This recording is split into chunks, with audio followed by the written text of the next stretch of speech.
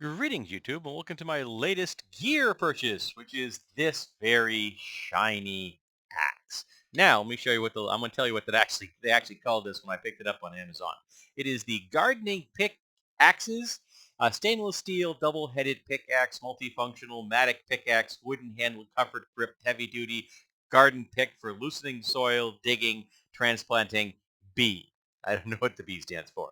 And this is actually available in a number of different options. There is this option here. There is an option where there's a pick on one side and a mattock on one side, and there's an option where there's the axe and the mattock as well. And then there's a version that is more of a traditional gardening tool with a three prong on one side and just a kind of a shovel head on that on the other side. Now, I purchased this absolutely knowing that it was designed as a gardening tool. And this is just kind of a came out of the package. This is just slips on like a tomahawk. All I did was put it on there and tapped it on the counter, and it stays. It's relatively firmly attached. But because this is a tapered, it's not coming off.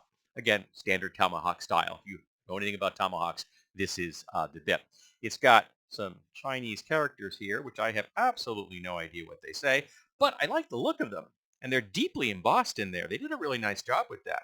And it comes out with a really nice chrome look, which I also really like.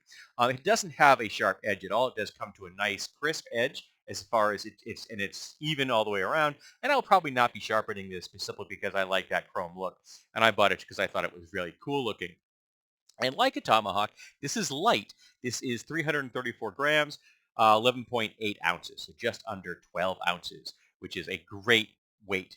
And I think this would actually make a pretty good throwing uh, axe just for fun, because it's going to definitely have the ability to both hit on this side, and if it hits this way, that's probably also going to stick. Now, you're probably not going to be able to see this on this. I don't think you will. Maybe you will, but it is ever so slightly thicker right here. And if you go in this way, it is ever so slightly thicker right there, which isn't a bad thing, that this section right here is a little bit thicker. Now, I got this because this, to my mind, besides looking like a cool tomahawk, is realistically a lot closer to what real-world battle axes looked like. This in the hands of someone who knows what they're doing is dangerous. Okay, this is going to be definitely dangerous when it comes to uh, hitting a person who is lightly armored, and if they're heavily armored, that's what this is for. This is an oyster shucker for people in armor, particularly say if they've got chain on, they're wearing mail. Boom, that's going right through mail. Okay, this is a great little axe. It's very fast. It's very comfortable. I have no idea if it's useful in the garden. I have not used it as such. I'm not going to use it as such. What did I pay for this? Let me check.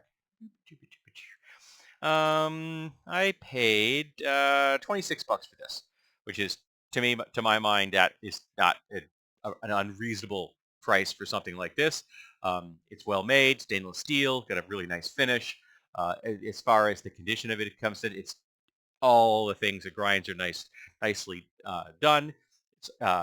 It's an even though it's not sharp, but it at least is the edge is even, and that little kind of flat here is the same all the way from tip to tip.